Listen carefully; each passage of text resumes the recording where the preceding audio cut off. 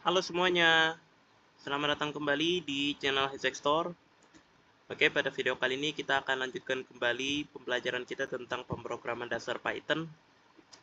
Oke, jadi ini adalah 3 video terakhir kita ya dalam seri pemrograman dasar Python. Jadi di 3 video terakhir kita kali ini ya, kita mau ngebahas 3 tipe data yang penting banget ya untuk dipelajari ya. Nah, sebenarnya kita mempelajarinya ini harusnya dari awal sih sebenarnya ya. Jadi bukan pas kita mau selesai nih seri pemrograman Python-nya gitu ya. Seharusnya dipelajari sebelum function mungkin ya.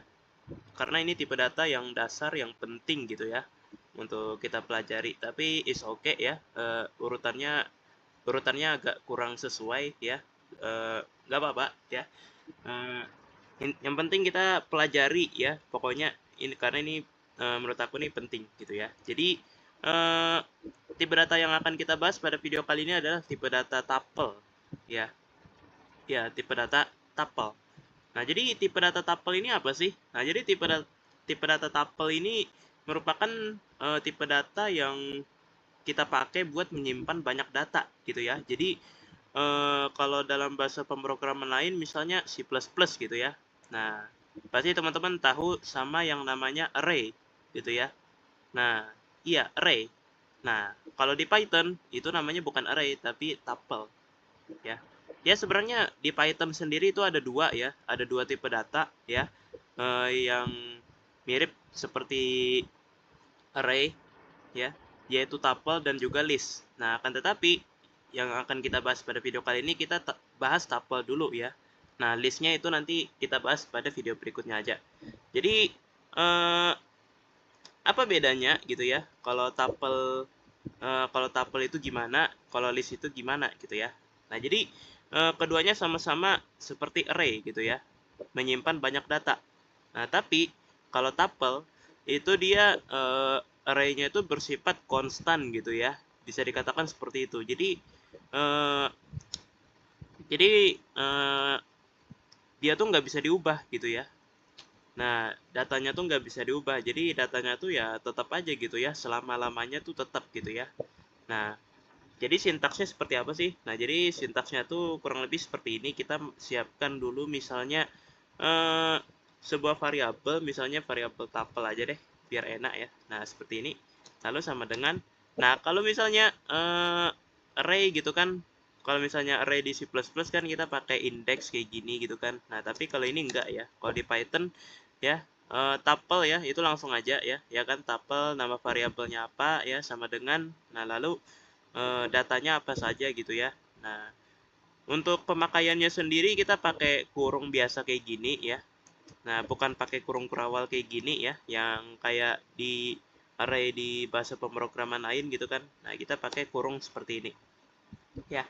Nah, lalu kita tulis apa saja gitu ya, data yang ingin kita masukkan. Misalnya kita mau masukin data 1, 2, 3 gitu ya. Nah, seperti ini. Nah, maka ya, kalau misalnya kita mencoba-coba ya, eh, untuk mengubah ya data 1, 2, 3 ini, maka dia bakal error gitu ya. Karena tuple ini ya seperti yang udah aku bilang ya, dia tuh sifatnya tuh konstan gitu ya. Sifatnya ya. Sifatnya tuh ya nggak bisa diubah-ubah gitu ya. Bisa dikatakan kayak gitu ya. Jadi tetap aja terus gitu ya. Nah, seperti itu. Nah, sekarang kita akan coba print dulu ya tapelnya ya. Nah, seperti ini. Nah, sekarang kita akan coba lihat di run ya. Apa outputnya? Nah, outputnya adalah 1, 2, 3. Nah, kayak gini ya. Dan kalau kita lihat ya, eh, ternyata print ini ya, dia akan membongkar semuanya secara menyeluruh gitu ya, membongkar tabelnya secara menyeluruh. Artinya bukan cuma datanya doang ya yang ditampilkan ya, yaitu 1, 2, dan 3, tapi juga sampai kurung-kurungnya juga sekalian ya ditampilkan juga. Nah, kayak gini ya. Nah, jadi benar-benar lengkap gitu ya, sampai menyeluruh gitu ya. Nah, seperti itu. Nah, sekarang eh, teman-teman pasti ada yang nanya nih, pasti ada ininya nih, pasti ada metode-metodenya gitu kan, eh, yang dipakai buat memanipulasi tuple ini gitu ya. Nah, pasti teman-teman ada yang nanya atau berpikiran seperti itu. Jawabannya yes, ada ya. Nah, akan tetapi ya karena dia sifatnya itu tetap ya. Nah, maka metodenya itu sedikit gitu ya. Nah, oh ya, mungkin teman-teman penasaran ya. Teman-teman pengen aku buktiin ya. Pengen aku buktiin eh, kalau misalnya kita mencoba mengubah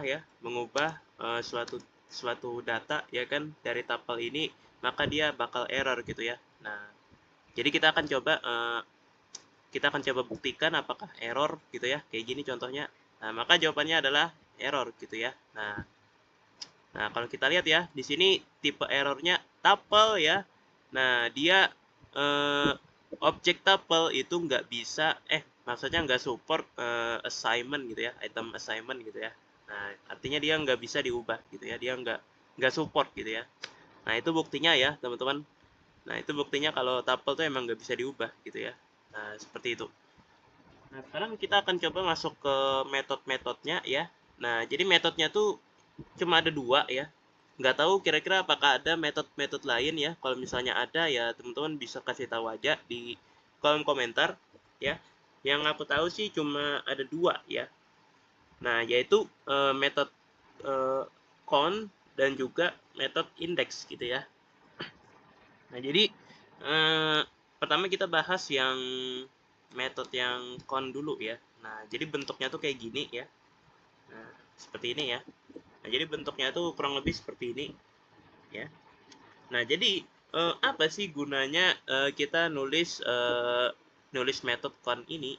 Nah, jadi gunanya adalah untuk menghitung seberapa banyak suatu data ya, suatu data ya di dalam tuple ini gitu ya.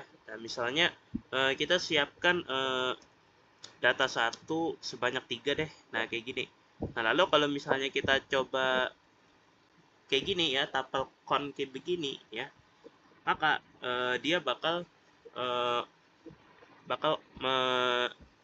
ngasih ini ya, ngasih nilai kembalian berupa 3 gitu ya. Kenapa? Karena satunya ada 3. Nah, seperti itu ya. Dan oh ya, ini harusnya kita letakin di dalam print aja ya harusnya. Nah, seperti ini ya. Karena dia akan mengembalikan nilai gitu ya. Jadi kita taruh aja ke print gitu ya, langsung buat kita output di sini. Nah, tuh, kalau kita lihat ya, outputnya adalah 3 gitu ya. Karena emang jumlah satunya ada 3. Nah, kalau kita ganti jadi 2 ya, maka dia bakal outputnya bakal 1 gitu ya, bukan 3 lagi gitu ya. Karena emang 2 emang cuma 1 di sini ya. Nah, 3 pun juga sama ya. Kalau kita count 3 ya, outputnya juga bakal 1. Nah, sama ya. Nah, seperti itu ya. Nah, ini untuk count. Nah, sekarang kita bahas metode berikutnya yaitu metode index gitu ya.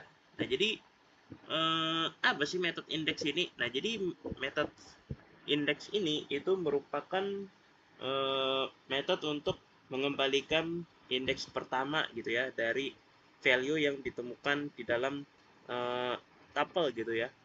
Nah, gitu. Nah, misalnya nih ya, kalau misalnya kita coba kita bikin print lagi ya.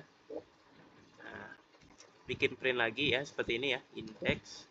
Nah, seperti ini. Nah, lalu ini duanya kita tambahkan ya, mungkin ya. Nah, seperti ini ya. Nah, kalau kita coba kayak gini ya, kalau kita coba tulis 2 ya, parameternya 2 ya.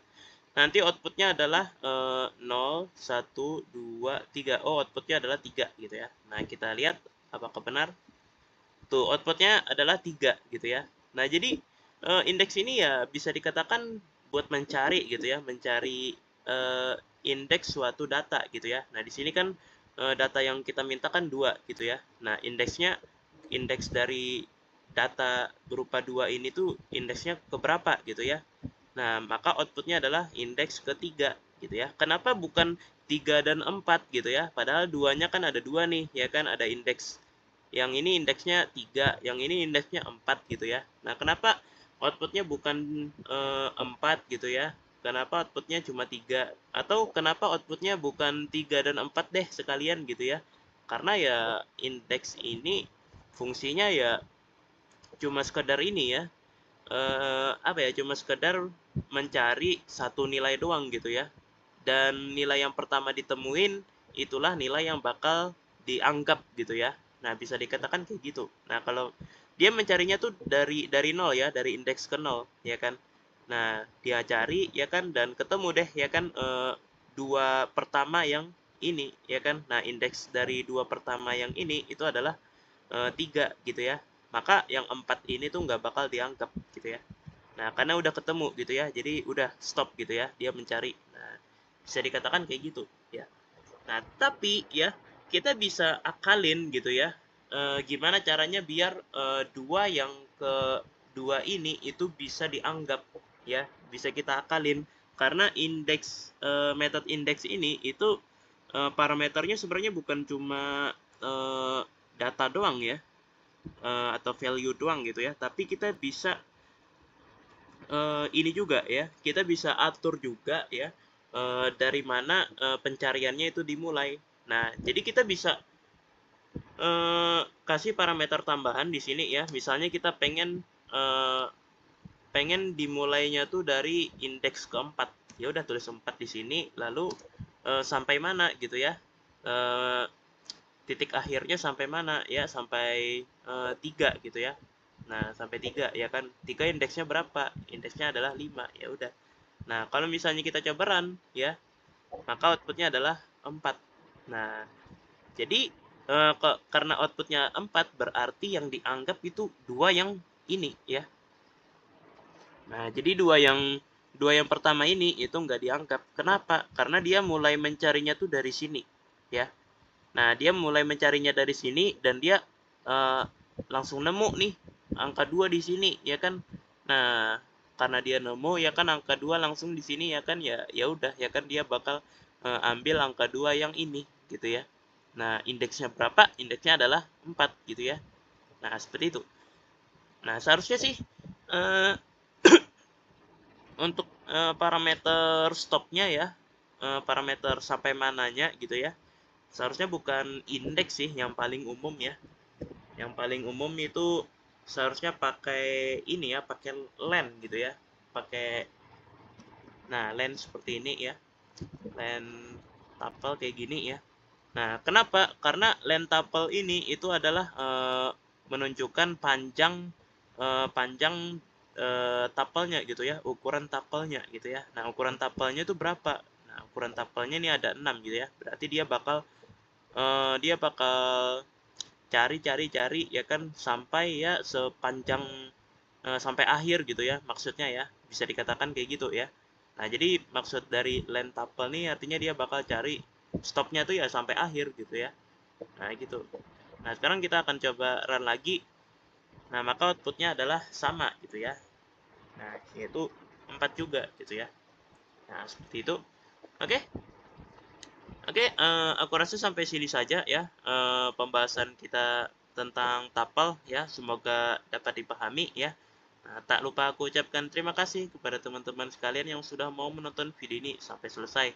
Dan yap, sampai jumpa lagi di video berikutnya. Dadah.